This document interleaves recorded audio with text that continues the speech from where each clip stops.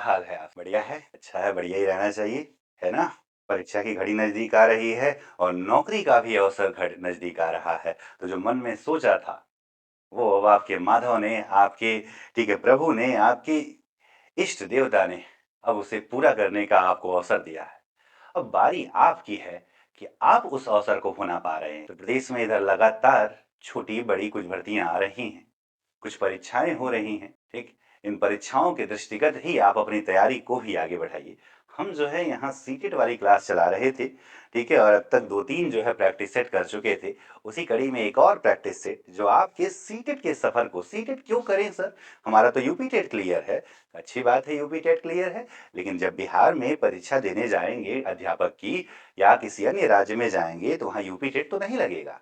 वहाँ चाहिए आपको क्या, सीटेट चाहिए। और सीटेट में फिर कैटेगरी नहीं बल्कि जनरल अनारक्षित में आएंगे आप, और 90 से ज़्यादा स्कोर चाहिए, चाहे लड़का हो चाहे लड़की हो, है कि नहीं?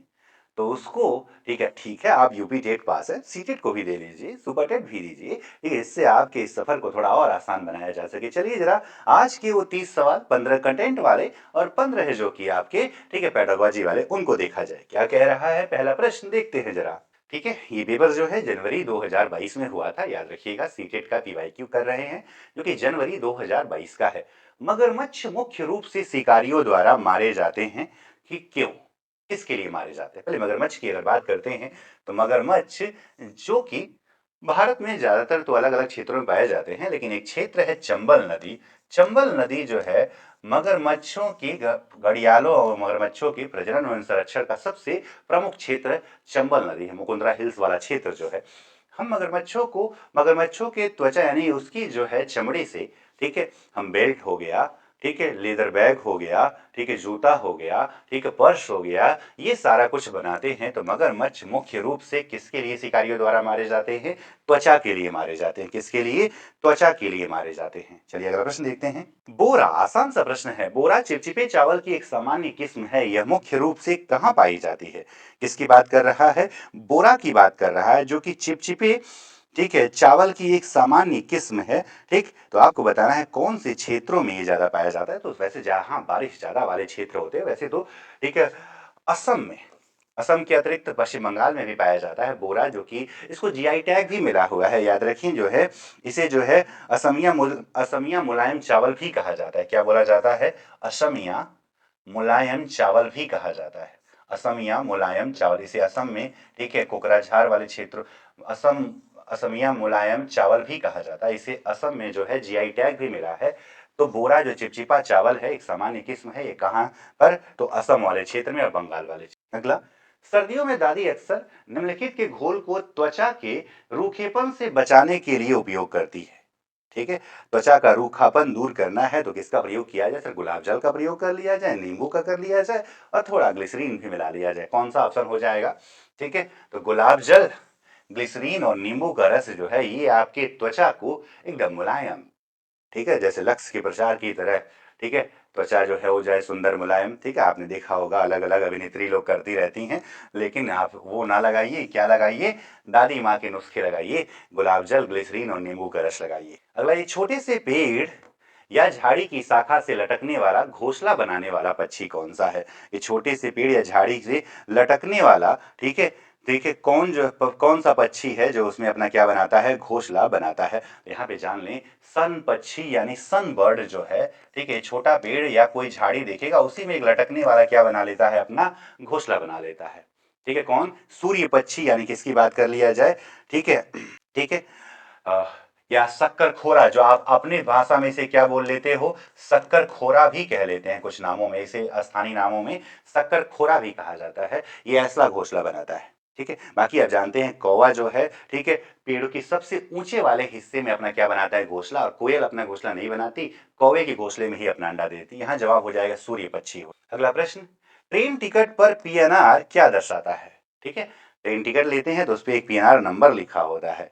ठीक है, तो पीएनआर जो है पैसेंजर नेम रिकॉर्ड, क्या दिखाएगा? यात्री का नाम का रिकॉर्ड। ठीक, तो जब ट्रेन में वो आता है इसलिए आपसे नाम पूछता है, जो टीटी होता है या टिकट कलेक्ट चेकर होता है, वहां से पूछता है, हाँ भाई मनीष कुमार सिंह, हम कहेंगे हाँ सर, ठीक है, तो वो वहां टिक कर लेगा। तो क्योंकि पीएनआर क्या है? यात्री का नाम रिकॉर्ड है। अगला प्रश्न, मलयालम में माँ की बड़ी बहन को क्या कहा जाता है? तो मलयालम भी थोड़ा जाने। ठीक है, मलयालम में माँ की बड़ी बहन को क्या कहा जाता है? तो वलियम्मा कहा जाता है। याद रखिएगा, क्या कहा जाता है? वलियम्मा कहा जाता है।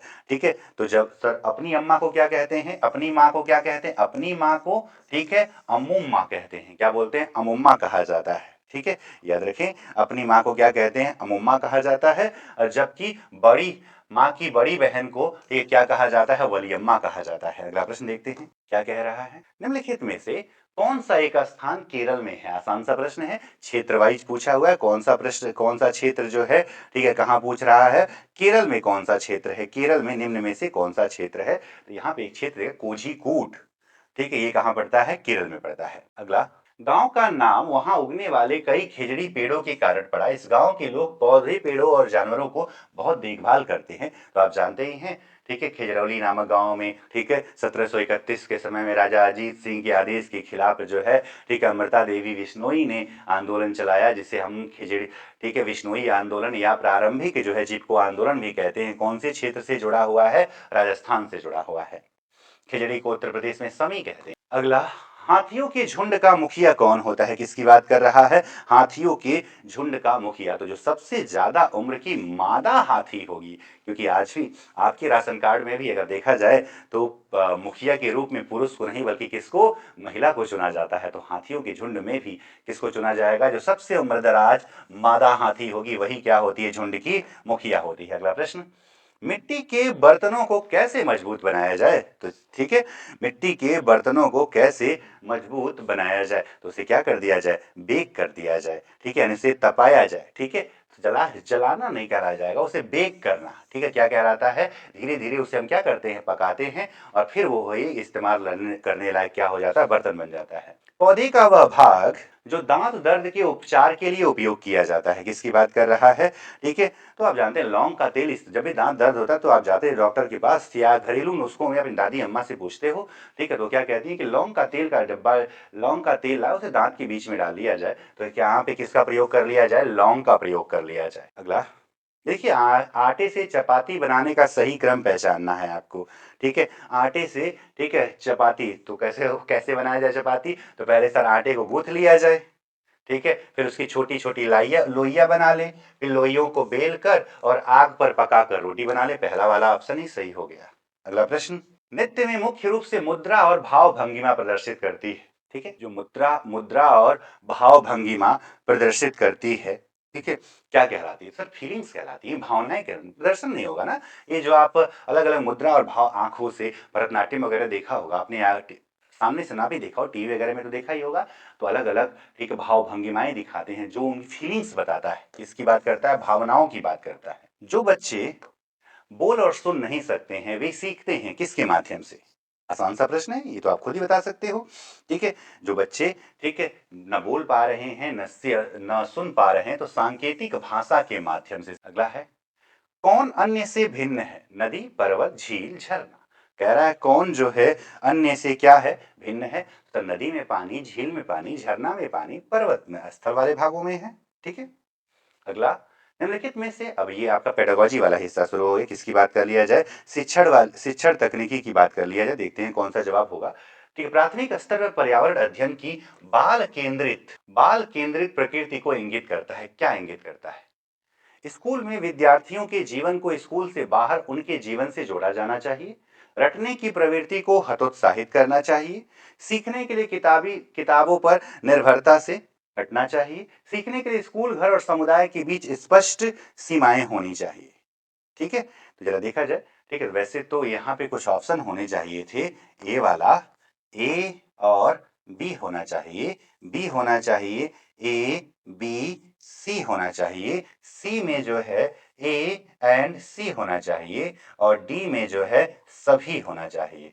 ठीक है, तो इस अनुसार जो है सही जवाब क्या हो जाएगा? ए, बी और सी क्या नहीं होगा? ठीक है, डी वाला नहीं। अगला प्रश्न 17 नंबर, निम्नलिखित में से कौन सा प्राथमिक स्तर पर पर्यावरण अध्ययन का उद्देश्य हो सकता है? ठीक है, किसकी बात कर रहा है? पर्यावरण अध्ययन का उद्देश्य क्या होगा? पर्यावरण अध्ययन का उद्देश्य क्या होगा? विद्यार्थियों को अपने स्वयं के सीखने पर चिंतन करने के लिए प्रोत्साहित करना ठीक लग रहा है। नया ज्ञान उत्पन्न करने के लिए स्थान, समय और स्वतंत्रता देकर विद्यार्थियों को सक्रिय रूप से जोड़ना सही है। विद्यार्थियों को सीखने में सहभागी के रूप में स्वीकार करना, न कि केवल निश्चित ज्ञान के प्राप्तकर्ता के रूप में ठीक है। निर्धारित पाठ्यपुस्तक को सीखने के लिए संसाधनों को एकमात्र आधार प्रदान नहीं। तो यहाँ जवाब क्या हो जाएगा? ए वाला ऑप्शन, ए, बी और सी तीन सही हैं। ठीक है, बाकी जो अन्य ऑप्शन है वो ठीक नहीं होंगे, ऑप्शन छूट गया है। ठीक है, चलिए अगला प्रश्न देखते हैं। 18 नंबर क्या कह रहा है? ठीक है, प्राथमिक स्तर पर पर्यावरण अध्ययन के संबंध में निम्नलिखित में से कौन सा कथन सत्य है? कक्षा 3 से 5 तक पर्यावरण अध्ययन एक विषय के रूप में विज्ञान, सामाजिक विज्ञान और पर्यावरण शिक्षा की अवधारणाओं तथा मुद्दों को एकीकृत करता है। बहुत बढ़िया जवाब है पहला वाला ही। आगे देखते हैं। विषय कक्षा 1 और 2 में है। इस संबंधित मुद्दों और चिंताओं को भाषा और गणित के माध्यम से दिया जाता है। गलत। ईवीएस पाठ्यपुस्तक प्रयुक्त भाषा औपचारिक है। गलत। यह एकल विषय दृष्टिकोण पर आधारित है। तो जवाब कौन सा हो जाएगा? फर्स्ट वाला ऑप्शन हो जाएगा। अगला प्रश्न, ईवीएस की कक्षा में निम्नलिखित में से किसे कम किया जाना चाहिए? ईवीएस की कक्षा में किसका प्रयोग कम किया जाना चाहिए? ठीक है, वाद विवाद बच्चों के बीच होना चाहिए, बिल्कुल ठीक है। चित्र पठन, ये भी ठीक है। कथा ठीक है। ये डिस्कशन नहीं ना कराएंगे, बच्चों की बात हो रही है। विवरण का मतलब यहाँ पे क्या है? डिस्कशन। तो खुद भी जरा सोच के देखिए। ठीक है, जब हम बच्चों को पढ़ा रहे हैं तो क्या उस यहाँ पे डिस्कशन कराएंगे क्या? नहीं। ठीक है, डी वाला नहीं। अगला, प्राथमिक स्तर पर ईवीएस सीखने के लिए वास्तविक चुनौती क्या है? प्राथमिक स्तर पर ईवीएस सीखने के लिए वास्तविक चुनौती क्या है? ठीक है, परिभाषाएं और जानकारी, नहीं ये तो चुनौती नहीं, ये चुनौती तो नहीं है। ठीक है, ये ठीक है। रटकर सीखना, अवधारणाओं का विवरण, विद्यार्थियों के लिए स्वयं को व्यक्त करने का अवसर, यानी कि ये छात्रों का, ठीक है, खुद को किस प्रकार से सामने रखा जाए, ठीक, उसके अंदर खोज की प्रवृत्ति को कैसे जागृत किया जाए, ये एक बड़ी चुनौती है। ठीक है, तो इसे हम क्या मानते हैं? डी वाला ऑप्शन हो जाएगा। अगला प्रश्न, प्राथमिक स्तर पर ईवीएस के पाठ्यक्रम में निम्नलिखित में से किस थीम में उप थीम शामिल है? जैसा कि आप जानते हैं 6 थीम है। कितने थीम है? 6 थीम है। इसमें से पहला जब बात करते हैं परिवार व मित्र की, तो इसके 4 उप थीम भी आते हैं, जिसमें आप कार्य पढ़ते हो, ठीक है, खेल पढ़ते हो, ठीक है, जंतु पढ़ते हो, पादप पढ़ते हो। ठीक है, ठीक, कौन सा वाले में उप थीम है? परिवार और दोस्त में। बाकी किस थीम में उप थीम शामिल है? तो परिवार और दोस्त में शामिल है। जल में नहीं है, भोजन में नहीं है, कार्य और खेल किसका है? परिवार और दोस्त का है। तो क्या हो जाएगा जवाब? तो जवाब हो जाएगा, ठीक है, फर्स्ट वाला ऑप्शन, परिवार और दोस्त हो जाएगा। क्या हो जाएगा? परिवार और दोस्त हो जाएगा। चलिए अगला प्रश्न देखा जाए। ईवीएस में प्रमाणिक एवं सार्थक शिक्षण दिया जा सकता है। प्रमाणित एवं सार्थक शिक्षण दिया जा सकता है। ठीक है, देखते हैं जरा। वर्णन द्वारा, यानी यहां भी ऑप्शन बी रहेगा, ए व बी। बी रहेगा ए बी सी। सी रहेगा ए सी। डी रहेगा ए बी सी डी। अब ऑप्शन बताइएगा। वर्णन द्वारा ठीक है, वास्तविक संवाद ठीक है, प्रयोगों की प्रक्रिया ठीक है, सही और गलत के रूप में विद्यार्थियों द्वारा दिए गए उत्तरों की आकलन नहीं। ठीक है, सही और गलत के रूप में विद्यार्थियों का आकलन नहीं, बल्कि उनकी जिज्ञासा, उनकी खोज की प्रवृत्ति, इसके आधार पर होना चाहिए। तो यहाँ जवाब ए बी और सी वाला हो जाएगा। कौन सा ऑप्शन? बी फॉर बॉल वाला ऑप्शन हो जाएगा। अगला प्रश्न, यात्रा थीम के मुद्दे केवल विद्यार्थियों के लिए सार्थक हो जाते हैं यदि, ठीक है, केवल विद्यार्थियों के लिए सार्थक हो जाते हैं यदि, किस पर देखते हैं? ठीक, विद्यार्थियों को श्रव्य दृश्य दिखाकर, सिर्फ दृश्य दिखाकर हो जाएगा क्या? ठीक है, ठीक, यदि शिक्षकों द्वारा प्रदर्शन किया जाता है, थीम आधारित कार्यपत्र, मुद्दों के आसपास बहस आयोजित किया जाता है, तो समझ पाता है कि हम जो है त्रिवेंद्रम से जब गांधीधाम जाएंगे, या गांधीधाम गांधीनगर से त्रिवेंद्रम जाएंगे, तो कौन से रास्ते पे वहां क्या होना चाहिए? ठीक है, उसके आसपास बहस आयोजित की जाती है। 24 नंबर क्या कह रहा है? ईवीएस पाठ्यपुस्तकों के अलावा सीखने के लिए निम्नलिखित में से कौन सा एक अच्छा संसाधन हो सकता है? सीखने के लिए कौन सा एक अच्छा संसाधन हो सकता है? ठीक है, तो ये बताइए। रेडियो से, विकिपीडिया, ये तो बच्चा कर ही नहीं पाएगा। विश्वकोश नहीं, क्या बच्चों को उन जगहों पे ले जाया जाए, ठीक है, कि बाबू देखो यहाँ पे ये चीजें हुआ था, यहाँ पे बुद्ध का जन्म हुआ था, यहाँ पे जो है महावीर स्वामी ने, ठीक है, तपस्या किया था, यहाँ बुद्ध को पहली बार ज्ञान प्राप्त हुआ था। इन जगहों पे जाएगा तब बच्चा उनके बारे में और बेहतर तरीके से जानेगा। तो क्षेत्र भ्रमण करवाया जाए, इसलिए बच्चों का टूर ले जाया जाता है। अगला है, जल थीम से संबंधित सामाजिक सांस्कृतिक मुद्दों को प्रभावी ढंग से किससे सीखा जा सकता है? किसकी बात कर रहा है? जल थीम की बात कर रहा है। ठीक है, देखते हैं। भूमिका निर्वाह, बच्चों की कुछ भूमिका बना दी जाए, बिल्कुल ठीक है। विद्यार्थियों के बीच वास्तविक संवाद, ठीक है। क्षेत्र भ्रमण, ठीक है। प्रदर्शन और गृह कार्य, ठीक नहीं लग रहा है। जवाब हो जाएगा ए बी सी। ईवीएस पाठ्य पुस्तकों में शामिल वास्तविक कहानियां, कथाएं और वास्तविक घटनाएं क्यों वास्तविक घटनाएं होती हैं? क्योंकि क्योंकि रहे, क्योंकि अब देखिए जरा, पढ़िए जरा ऑप्शन। वे सूचना और सीखने का एक समृद्ध स्रोत होती हैं। वे विद्यार्थियों, शिक्षकों और समुदाय को प्रेरित करती हैं। वे उन अनुभवों को फिर से देखने का अवसर प्रदान करती हैं।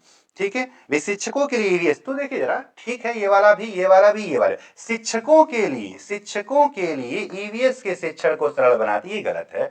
ए बी और सी, कौन सा जवाब हो जाए? ए बी और सी, डी फॉर डॉग वाला। अगला प्रश्न, ईवीएस के सीखने को सुदृढ़ करने के लिए आकलन का ध्यान केंद्रित होना चाहिए। आकलन का ध्यान केंद्रित किस पर होना चाहिए? सर, सीखने पर होना चाहिए। ठीक है, सीखने के लिए किस पर होना चाहिए? सीखने के लिए होना चाहिए। ठीक है, फॉर लर्निंग, ना कि ऑफ लर्निंग। सीखने पर नहीं, सीखने के लिए, दोनों अलग अलग चीज। अगला प्रश्न, ठीक है। एक अगला प्रश्न 28 नंबर क्या कह रहा है, जरा ध्यान से पढ़िएगा। राजा, एक ईवीएस शिक्षक एक आकलन उपकरण का प्रयोग करता है जो विद्यार्थियों को कार्य के लिखित से मौखिक दृश्य तक सभी घटकों में उपलब्ध मानदंड को स्पष्ट रूप से इंगित करता है। शिक्षक उपयोग कर रहा है किसका? पूछ रहा है, शिक्षक जो है किसका उपयोग कर रहा है, कौन सी तकनीकी का कर रहा है? तो वह प्रयोग कर रहा है किसका? रूबिक्स कर रहा है। किसका प्रयोग कर रहा है? लिखित से मौखिक की बात किया है, सभी घटकों में उपलब्ध मानदंड की बात किया जाए तो यहाँ पे जवाब क्या हो जाएगा? रूबिक्स हो जाएगा। क्या हो जाएगा जवाब? रूबिक्स हो जाएगा। प्रश्न देखते हैं 29 नंबर क्या कह रहा है। ईवीएस में आत्म आकलन है। ईवीएस में आत्म आकलन है क्या? ठीक है, सीखने के लिए आकलन, ठीक है। सीखने के बारे में सीखना, उपलब्धियों और सीखने के परिणामों के बारे में निर्णय लेना, सीखने का आकलन नहीं किया जा सकता है, तो ए बी और सी हो जाएगा। अगला और लास्ट प्रश्न क्या है। ईवीएस का सीखना आधारित है किस पर? ईवीएस का सीखना आधारित है किस पर? ठीक है, ईवीएस का सीखना आधारित है किस पर? तो आपको खुद ही दिख रहा होगा उत्तर क्या होगा, आप खुद देख लो। जटिल से सरल नहीं सर, वैश्विक से स्थानीय, अमूर्त से मूर्त नहीं, बल्कि सरल से जटिल। ठीक है, धीरे धीरे चीजों को क्या बनाया जाए? जटिल बनाया जाए। तो इस सेट के ये भी 30 सवाल हो गए। मात्र आपके समय लगा कितना? 17-18 मिनट में आपने ये भी 30 सवाल कर। तो इसी प्रकार हमारे साथ जुड़े रहिए। आपकी सीटेट, सुपरटेट और जो है उत्तर प्रदेश में अन्य जो परीक्षाएं हो रही हैं, इनके लिए हम लगातार आपको एमसीक्यूज, पीवाईक्यूज करवाते रहेंगे, जिससे आपकी तैयारी एक निश्चित स्वरूप में आगे बढ़े। वीडियो अच्छी लगे तो इसे लाइक करिएगा, कमेंट जरूर करिएगा। आज के लिए बस इतना ही। मिलते हैं नए सेशन में कुछ अन्य जानकारियों के साथ। तब तक के लिए आप सभी को बहुत बहुत